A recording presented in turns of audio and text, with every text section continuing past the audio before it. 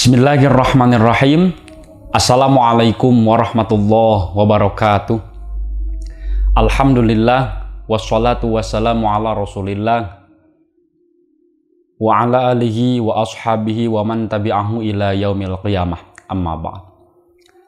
Para pemirsa, sahabat-sahabat, kaum muslimin muslimat, nahdiyin nahdiyat, para pecinta media NU Tasikmalaya, alhamdulillah pada kesempatan kali ini kita bisa berjumpa kembali dalam program tafsir tematik tema dakwah bagian kedua.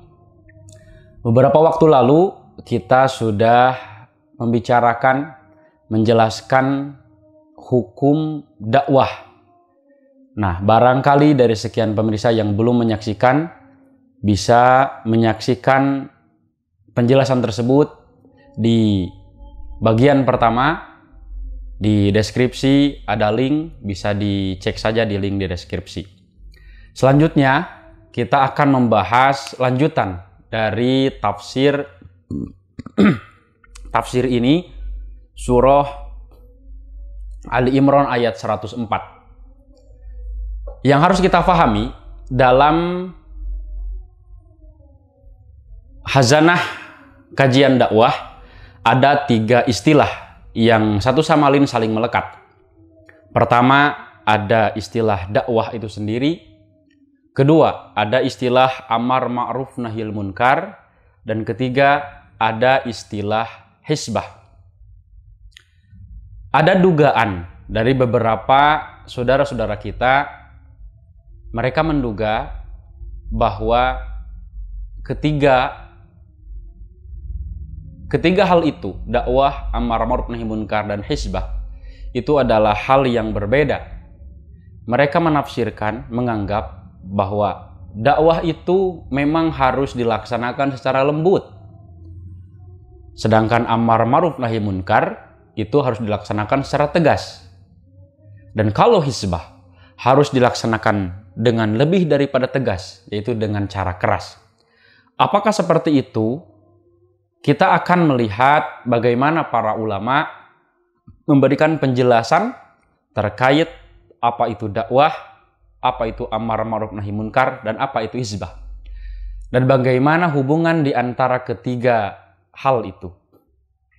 Kita akan merujuk pada tafsir Al-Imam Fakhruddin Ar-Razi, di mana beliau ketika menafsirkan surah Ali Imran ayat 104 mengatakan, ad-da'wah ilal khair jinsun tahtahu naw'ani, bahwa dakwah ilal khair yang terdapat dalam surah Ali Imran ayat 104 itu adalah satu jenis, atau kita bisa istilahkan dengan satu visi besar, di mana visi besar tersebut memiliki 2 misi. Ahaduhuma at-targhib fi fi'li ma yanbaghi wa huwa al-amru bil ma'ruf. Misi pertama dari dakwah itu adalah membujuk orang agar orang itu bisa melaksanakan apa yang seharusnya dilaksanakan. Dan hal ini disebut dengan amar ma'ruf. Wa tsani at-targhib fi tarki ma la yanbaghi wa huwa an-nahyu 'anil munkar. Dan misi dakwah kedua adalah membujuk orang agar mau meninggalkan, agar mau menjauhi apa yang seharusnya ditinggalkan, apa yang seharusnya dijauhi di dalam tataran agama. Maka dari penjelasan ini kita bisa mengambil pemahaman bahwa antara dakwah dan amar ma'ruf nahi munkar itu tidak ada yang beda, bahkan itu saling berkaitan erat satu sama lain. Di mana dakwah bil khair yang terkandung dalam surah Ali Imran ayat 104, wal takum minkum ummatun yad'una ilal khair.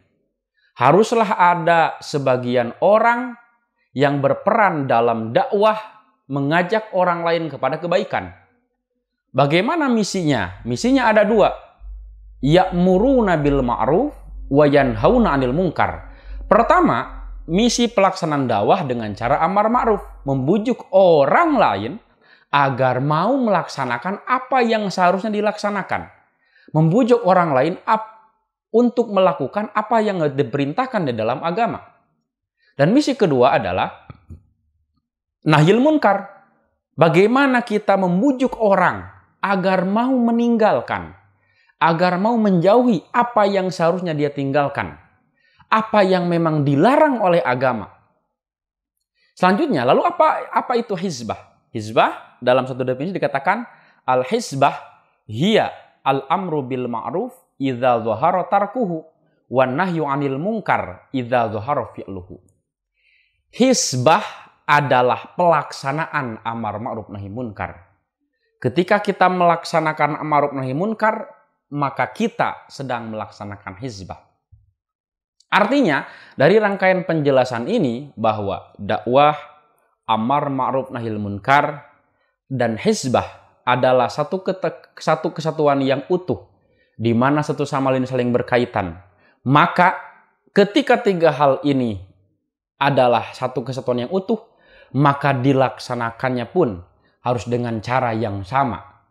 Secara sederhana, harus dengan cara yang arif dan bijaksana. Allah menerangkan dalam Al-Quran, Ud'u ila sabili rabbik bil hikmah wal mau'idhatil hasanah. Ajaklah orang kepada jalan Allah dengan cara hikmah dan mau'idhatil hasanah. Artinya, laksanakanlah amar ma'ruf nahi munkar yang menjadi dua misi besar dari dakwah dengan cara hikmah dan mau'idhatil hasanah. Itulah tafsir dari ketiga istilah kajian dakwah, amar ma'ruf nahi munkar, dan juga hizbah. Artinya dugaan sebagian orang yang membedakan antara dakwah, amar ma'ruf nahi munkar, dan juga hizbah itu terpatahkan. Karena para ulama mufassir juga mengatakan bahwa dakwah, amar ma'ruf nahi munkar, dan hizbah adalah satu kesatuan yang utuh. Selanjutnya lalu kemudian pertanyaannya, bagaimana seharusnya dakwah, kemudian amar ma'ruf nahi munkar, dan hizbah itu dilakukan? Secara umum Allah menerangkan tadi bahwa dakwah harus dilaksanakan dengan hikmah dan mau'idhatil hasanah. Kemudian para ulama memberikan penjelasan. Misalnya dalam kitab Ma'alimil Qurbah dikatakan alal muhtasibi ayyakuna rafiqan layyinal qawli indal amri wan nahyi. Bagi orang-orang yang akan melaksanakan amar ma'ruf nahyil munkar, atau bagi orang-orang yang akan melaksanakan hizbah, maka perlulah dia memiliki sifat rafiqan. Bisa kita artikan rafiqan itu sebagai sikap yang ramah. Sifat pertama yang harus dimiliki oleh seorang amar ma'ruf nahi munkar adalah ramah.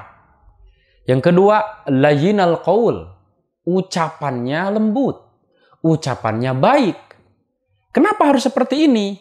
Karena misinya tadi membujuk orang agar mau melaksanakan apa yang dia seru. Membujuk orang agar mau ketika dia membujuk orang memerintah kebaikan, agar dia mau melaksanakan kebaikan.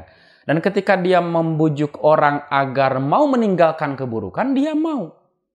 Nah, di antara strategi yang paling baik, yang paling mengena adalah kita harus memiliki sikap ramah. Bagaimana kita sebagai manusia? Tentu saja jika dibandingkan, kita mau menerima orang seperti apa? Orang yang ramah atau orang yang keras, orang yang suka marah-marah. Keumuman orang pasti akan menerima orang-orang yang ramah. Bahkan selanjutnya, waliyakun shimatuhu ar-rifqa walayinal qaul wa talaqatal wajhi wa suhulatal akhlaqi inda amrihi an-nasa wa nahyihi. Dan haruslah bagi para pelaku amar ma'ruf nahi munkar, bagi para pelaku hizbah,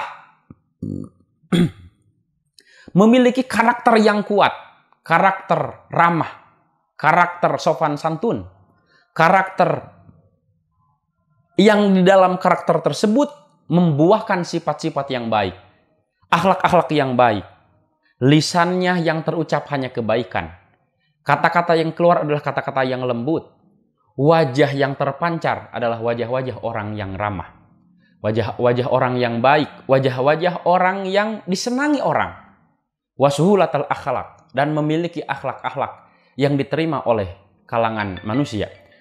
Kenapa? Ini penting. Ini penting. Karena fa inna dzalika ablagu fistimalatil qulub wa husulil maqsud. Karena sikap-sikap seperti itu lebih berpotensi diterima oleh semua hati. Diterima oleh semua orang. Dan lebih berpotensi mampu meraih apa yang kita harapkan. Meraih apa yang kita tuju. Karena apa? Karena apa yang kita laksanakan itu diterima oleh semua orang. Kalau di dalam istilah Sunda ada dikatakan, dalam melaksanakan sesuatu itu kita harus melaksanakannya seperti peribahasa caina herang laukna benang. Caina herang laukna benang. Filosofi ini menandakan bahwa ketika kita mau melaksanakan sesuatu, dalam konteks ini adalah dakwah amar ma'ruf nahi munkar, maka haruslah kita melaksanakan dengan cara tersebut mampu mendapatkan apa yang kita harapkan dan tidak berakibat keburukan, tidak memunculkan masalah-masalah baru, atau bahkan mungkin tidak memunculkan masalah-masalah yang lebih luas daripada yang apa kita hadapi. Itulah dakwah amar ma'ruf nahi munkar dan hizbah yang telah diajarkan Al-Quran, As-Sunnah, dan juga tafsir-tafsir para ulama Ahlus-Sunnah wal Jamaah. Mudah-mudahan kita sebagai umat Islam mampu memahami esensi dakwah amar ma'ruf nahi munkar sehingga penyebaran dakwah Islam dapat terus berlanjut dan dapat menjadikan kita semua orang-orang pilihan, kuntum khair ummatin, menjadi orang-orang umat pilihan di mana kita berperan dalam pelaksanaan dakwah amar ma'ruf nahi munkar. Pemirsa hadirin, untuk perjumpaan kita kali ini cukupkan sekian. Mudah-mudahan apa yang kita bicarakan hari ini dapat menambah keilmuan, wawasan, dan pertimbangan kita di dalam menjalankan agama, terutama dalam pelaksanaan dakwah amar ma'ruf nahi munkar. Terima kasih. Mohon maaf atas segala kekurangan. Wallahul muwaffiq ila aqwamit thoriq. Wassalamualaikum warahmatullahi wabarakatuh.